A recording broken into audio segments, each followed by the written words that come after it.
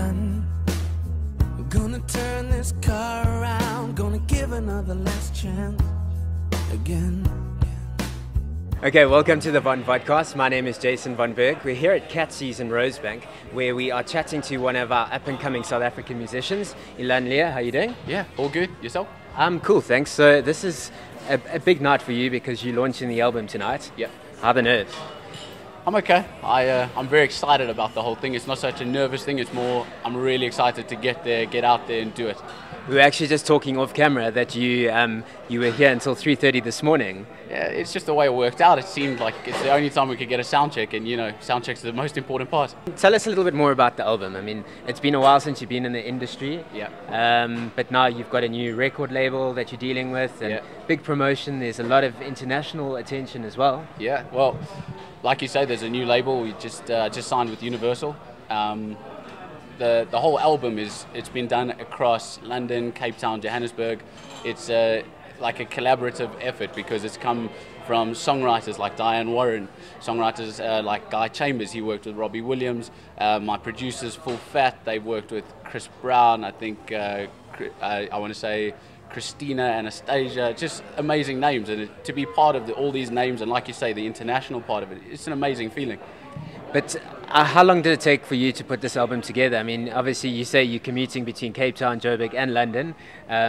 It must have taken a while to do. It took some time. Also, commuting, getting up and down, going between the countries, getting everybody into place took a couple months. But even more important than that was actually creating the sound of the record. Taking time to feel out what direction we wanted to go in, getting the right songs. Making the whole thing took, I'm going to say, 2 years. It's like the recording process was quick, once you've got it, it's a couple months, but to get it all together, that's the hard work.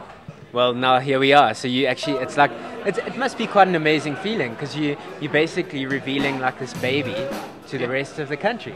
It's funny you mention that because when we kind of first went and signed with Universal, it was like, wow, our product has gone out of, the family, the managers, the producers, it's actually gone out.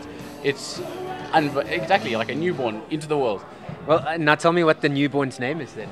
My Only Excuse. Which is? Well, that's the newborn name, and I'm going to call it Little Elan. Little Elan. Little Elan. What's your only excuse then? Tell us a bit more about that title. It seems like you're hiding a few. Well, I could give you the normal story about the song, but my only excuse for this was that it took me too long to get it to you. Perfect answer. Yeah. You shot a music video as well. Yes. I've seen the video. It's very, very cool. I dig it. Thank you. Tell me a bit more about that one. Again, a couple early mornings in there, just like soundcheck. But it was written. The script was written by a guy named Johan Foster. He's done some cool stuff in South Africa. I think now he's doing some international stuff, and he deserves it. He's really good.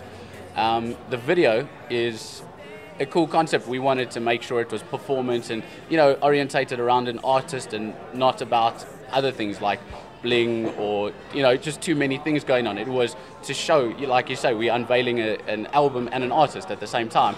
So it was about putting me out there again. Just here he is. This is who he is. And you have a beautiful co-star as well. Yeah, you could do worse. Honestly, she's really cool. There's been comparisons made by a few people in the industry so far to Maroon 5 and One Republic. What does that make you feel like? I also look at the poster. We'll pan to that in a bit. Yeah. It looks like Daniel Powter. It's funny that you say that actually because one of the tracks on my album, written by Diane Warren, was actually meant to go to Daniel Powter. Really? Yeah. And he decided not to do it, and his loss was in fact my gain. So I ended up with it. But comparison is pretty cool actually. It's nice to, even though you don't want to be compared so direct, it's nice to have an international comparison as opposed to, oh yeah, you're like the guy here. It's at least out the box. Speaking about international, we did mention that there is international attention being made with the album. But what are your goals for this album? Are you going to be taking it overseas? Yeah, I think it's a definite plan to take it overseas. And it's not, it's not to say that I don't want to do everything with it in South Africa. This is home.